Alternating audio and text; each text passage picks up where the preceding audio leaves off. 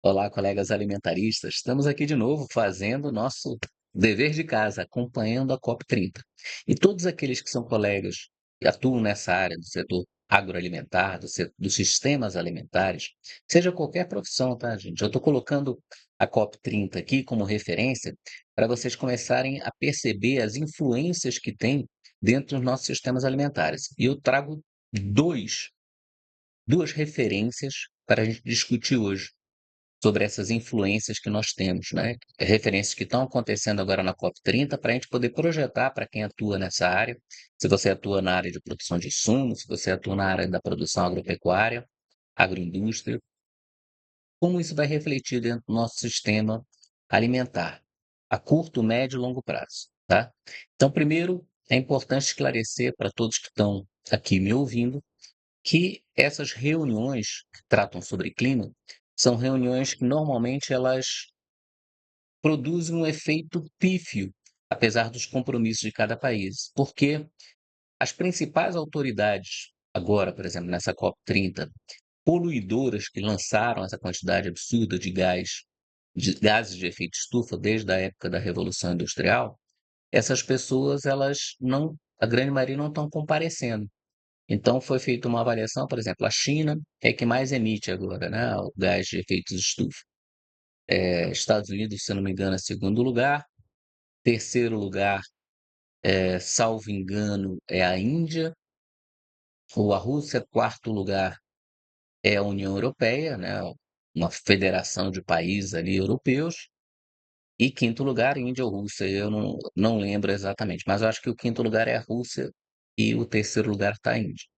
O que acontece? A Índia não enviou representante, a China não, Estados Unidos parece-me que veio agora não representando o governo em si, mas o governo do estado da Califórnia, se não me engano, também não veio. Então Trump não veio, Xi Jinping não veio, o primeiro-ministro da Índia não veio, o Putin não veio. E tudo que se ficar decidido aqui, que fechar acordo, vai compromissar as pessoas que ou os grupos, os países que emitem menos gases de efeito de estufa. Então, o que é a mensagem que nós podemos perceber, né? Nós estamos caminhando para um aquecimento cada vez maior.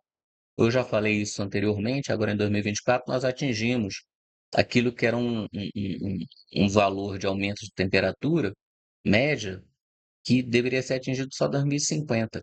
Então as coisas estão muito céleres e eu creio que nós tenhamos agora que buscar outras ideias de implementação de agenda e não mais de projeção, projetos que cada um vai fazer. É importante ter isso como metas e referências, que não vão ser cumpridas provavelmente. Mas para nós que produzimos alimentos, nós queremos saber do dia a dia, amanhã, daqui a um ano, daqui a 5, daqui a 10, o que vai impactar essa COP30 dentro do nosso da nossa forma de produzir, da forma de como nós podemos aumentar a segurança alimentar no Brasil, no mundo, né, dos tipos de alimentos que nós vamos ter que produzir. Então, eu trouxe duas referências que eu acho que essas aí, as outras notícias da COP, ao final, vamos ver quais foram os compromissos assumidos, mas duas referências que nós temos que trazer. Na realidade, eu vou falar de uma mais ampla para depois trazer essas duas referências. Primeiro, quando o Brasil agora realizou essa COP, pela primeira vez na COP, vem participando também um grupo de instituições que representam uma grande parcela daquilo que seria a produção agropecuária no Brasil, certo? E eles estão num local específico debatendo esses assuntos, eles denominaram de AgriZone, né? Então, agri, né, de agriculture, né, agricultura, a zona agrícola, a zona da agricultura, onde vai se debater exatamente essas questões relacionadas à produção de alimentos, tá? Além de outros tipos de produção, tá? Biocombustíveis, porque, como eu sempre explico, o agronegócio, ele engloba todos os tipos de produção e vai do insumo até o consumo. E o setor que nós atuamos, alimentaristas, é o setor agroalimentar do agronegócio.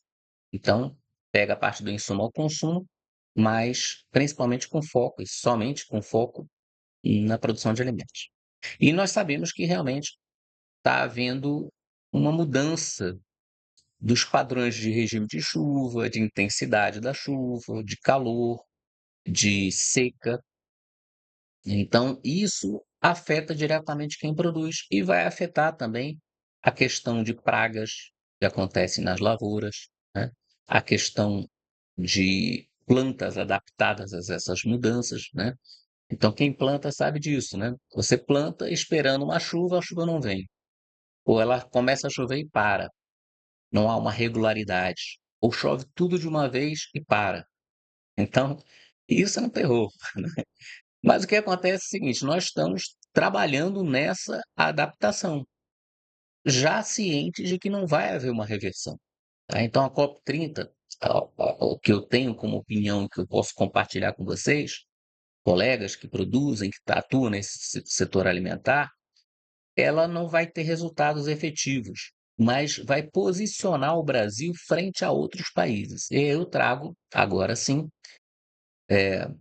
além dessa menção dessa AgriZone, né, que está sendo colocada, é a primeira vez que é colocada ah, essa parte da produção agrícola, vamos falar agronegócio, que é o pessoal que já conhece mais, mas agronegócio entendendo aquela tese que eu trago do agronegócio, não tese, mas o sentido do conceito do agronegócio, que são todos os tipos de produção, da agricultura familiar, agroecologia, tudo que produz alimentos nesse setor agroalimentar está englobado. Então, todos os produtores, pequenos, médios, grandes, mas é lógico, tem mais representação de grandes produtores, médios produtores. Alguns pequenos tecnificados também estão presentes, que eles querem posicionar de forma que o mundo reconheça que as alterações climáticas não são reversíveis, mas precisamos continuar produzindo alimentos. E como é que a gente vai fazer isso dentro do Brasil? Quais são as limitações que hoje nós temos, que nós deveremos deixar de ter para que isso se adapte? Então, trazendo para vocês duas referências, eu sugeriria para todos que entrem nesse cop30.br, PTBR, Agenda de Ação, tá? Procurem aí COP30 Brasil Amazônia Belém, Agenda de Ação. E o que é essa agenda de ação? O nome já diz. Vamos deixar de blá blá blá, agora vamos revisar tudo que já foi feito e vamos começar uma ação daqui para frente. Na realidade, já está acontecendo isso, né? Isso foi ajustado entre os países que vieram, né? E aqueles que estão poluidores não estão participando dessa agenda de ação. Então, o que que nós podemos fazer, medidas que nós podemos tomar para poder mitigar ou atuar na gestão de danos, porque os danos já estão acontecendo. Então, o que que nós podemos fazer para atuar nessa gestão de danos de forma a não ter problemas, tantos problemas, né? Ou então diminuir os impactos danosos dessas mudanças climáticas, tá? E aí, dentro dessa agenda de ação, eles têm 6 eixos temáticos. E aí, é aí que eu chamo a atenção para vocês, tá? No eixo 3 que eu vou colocar aqui para vocês. Transformação da agricultura e sistemas alimentares, tá? Então, olha só, 6 eixos temáticos, cobrindo mitigação, adaptação e meios de implementação. Então, em vez de ficar só, olha, vamos fazer tal, não vai ser legal, a gente pode fazer isso, mitiga isso. Vamos parar de produzir 95% de todas as emissões amanhã. Nada realizável. Então, agora eles já estão começando a verificar que realmente, né? Eu acho que a COP30 ela vai marcar nesse sentido, trazendo primeiro o pessoal da agricultura, da produção, e segundo, que há uma transformação da agricultura. Então já se reconhece que está tendo impacto. E dos sistemas alimentares. Como é que nós vamos mitigar, adaptar e implementar novos meios para que nós possamos não ter uma insegurança alimentar mundial ou nacional? No caso do Brasil, ele está numa posição relativamente confortável, apesar de ser muito dependente de fertilizantes, mas isso é uma coisa que já vem sendo anunciada há 20, 30 anos. Né? Nós temos que suprir a deficiência de fertilizante que nós temos, a dependência que nós temos de outros países para produzir fertilizantes e a gente importar. Então, tem fertilizantes no Brasil. Né? Tem uma série de alternativas e outras foram mais implementadas nesses últimos 20, 25 anos, que o Brasil ele consegue produzir e inclusive em alguns casos até agregar maior produtividade e com mais sustentabilidade, com fertilizantes que nós temos aqui disponíveis. Tem algumas fontes que são mais simples, vamos colocar os grandes macronutrientes, NPK, né? Nitrogênio, fósforo e potássio. Nós temos minas de potássio aqui no Brasil, temos locais onde tem essa concentração de potássio. Fósforo também temos, já locais onde tem essa disponibilidade para a extração de fósforo. E temos também a questão ambiental que se discute muito sobre a extração nessas áreas, devido ao impacto que é gerado realmente no meio ambiente, tá? Quando você extrai esses ingredientes, esses macronutrientes, você acaba promovendo também a lixiviação, o escorrimento, né, de, do que seria o resto do processamento e ele forma uma espécie de sal, tá? Então ele tem um impacto realmente ambiental grande. Mas isso é necessário para que haja a produção, então tem que ser limitado. A gente tem que fazer toda a estrutura para limitar, assim como a extração de petróleo, não é isso? Então, essa questão de fertilizante, essas outras questões relacionadas aos tipos e modelos de produção, né, a agregação da agricultura familiar em forma de cooperativas e associações para que eles possam não ter dificuldade em relação ao acesso a crédito, assistência técnica, inovação, tecnologias e etc, etc, etc, etc, que ele reclama que realmente não tem, e eu posso falar porque eu sou pequeno agricultor também, pequeno produtor, né, então quando nós trabalhamos, né, dentro das propriedades, nós temos essa visão, que é necessário se unir, e há um processo que é interessante que está sendo trazido. Então, o que eu quero, para não perder o fio da meada, o que eu quero trazer para vocês? A COP está trazendo essa ideia, tá? Então, eu coloco para vocês de novo. Transformação da agricultura e sistemas alimentares. Como nós vamos transformar nossa agricultura para poder ter essa resiliência? Então, esse é o primeiro local que eu recomendo para que vocês acompanhem. Eu vou trazer notícias do que está acontecendo nessa transformação. E aí, dentro dessas notícias, eu vou trazer um outro portal, que esse é fundamental, que faz parte, mas tem outros também que eu vou indicar para vocês acompanharem e depois a gente debater sobre isso. Esse é o portal da Embrapa, na COP30, as notícias. Então, ela fala sobre séries dos biomas, que é muito interessante, vale a pena ver isso daí. E olha só, notícias sobre Jornada do Clima. A primeira é, ó, de hoje, dia 12/11, que eu estou gravando esse vídeo. Segurança hídrica e adaptação climática são temas da palestra da AgriZone, na AgriZone da COP30. Então, já tá reconhecido que a gente não vai reverter isso. Então, aquilo que deveria ser feito já, e já está sendo feito, eu acho que aí a gente tem que cumprimentar os pesquisadores, né, que eles já estavam avaliando isso há algum tempo, mas agora com mais celeridade. O que que a gente tem que fazer para poder produzir essa segurança hídrica e adaptação climática aqui no Brasil, tá? Então, alimentar o mundo, cara, o mundo, os principais poluidores não estão preocupados.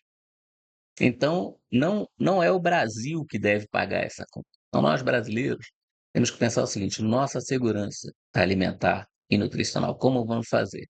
E a Embrapa vem trazendo processos e procedimentos para que você possa adaptar, garantir a segurança hídrica dentro do país, a adaptação climática, a questão de vitrines de sustentabilidade, agricultura de baixo carbono, a pesquisa, desenvolvimento e inovação, né, para divulgação e cooperação em pesquisas. A questão da agricultura de baixo carbono está sendo muito trabalhada e temos inclusive linhas de crédito para isso, né, que é a ABC, né, a agricultura de baixo carbono. Como você vai conviver com essas secas, né? Eh, Sobre esse monitoramento, como você acontece, quais espécies você pode desenvolver. Eles mostram aí na produção vegetal, segurança alimentar, nutrição e saúde, cultivares e bioinsumos para hortaliças, né? Então, essas hortaliças também já nesse intuito de você ter essa adaptação. Então, o que eu trago hoje para vocês? Estamos bem representados, tá, na COP30. Eu creio que agora nós colocamos em pauta a segurança alimentar dentro da questão das mudanças climáticas muito mais fortemente. O Brasil ele tem realmente a capacidade de liderar e a Embrapa continua fazendo um ótimo trabalho. E eu creio que as associações também já estão todas elas, né, todas essas instituições e entidades que eu mencionei, que estão dentro da AgriZone, estão trabalhando para posicionar o país como um exemplo. E aí eu quero trazer a ideia para sempre para os alimentaristas o seguinte: esse é um processo que vocês viram, tem inovação em tecnologia, tem investimento na produção vegetal, tem agricultura de baixo carbono. Isso não é commodities, isso é valor agregado, tá certo? Então o que nós temos que defender como alimentaristas, comida não é commodity. O que nós estamos produzindo aqui no Brasil vai manter o Brasil líder nessa produção de alimentos, na segurança alimentar e nutricional e referência no mundo todo. Então, nós temos que trabalhar agora com muita tranquilidade para que as questões ambientais e ideológicas não interfiram nesse desenvolvimento que hoje já está sendo posicionado, tá? É essa a ideia que hoje eu gostaria de trazer para vocês aqui da COP30. As novidades estão surgindo, mas na realidade são novidades para quem está chegando, para quem é do meio sabe que isso já se faz há algum tempo. A questão da Embrapa Cerrado já está trazendo soluções. Eu visitei a Embrapa Cerrado, foi no mês passado, né? Fui muito bem recebido. Tem projetos sensacionais e soluções sustentáveis dentro do agro. Então é o momento agora de nós, brasileiros, alimentaristas, aqueles que estão preocupados com essa questão de produção de alimento, falarmos em uma só voz.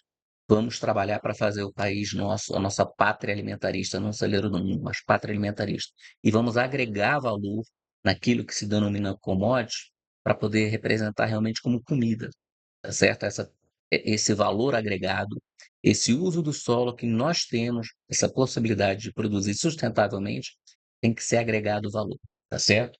E aí eu repito novamente, né, como o nosso presidente colocou ali para que todos comam maniçoba, né? Nós temos que começar a marcar isso em qualquer produto que nós produzirmos. Valor global do produto local. Tem que colocar Made in Brasil, tá? Na comida, nas exportações que nós fazemos, nas tecnologias, na troca de conhecimentos, tá? É isso que o mundo está precisando para poder atingir segurança alimentar e nutricional. Estamos à frente nisso, tá certo? Bom, vou encerrando por aqui mais essa intervenção aqui, mais esse comentário do dia 12. Tem algumas outras notícias que a gente pode até colocar, mas aí vocês comentem se vocês querem ouvir. Mas o principal estamos com um plano, estamos com uma agenda de ação. E essa agenda de ação é que vai fazer a diferença para que nós sejamos agora líderes tendo a segurança alimentar e nutricional no Brasil e no mundo. Tá certo? Envie minhas saudações alimentaristas a todos e um forte abraço.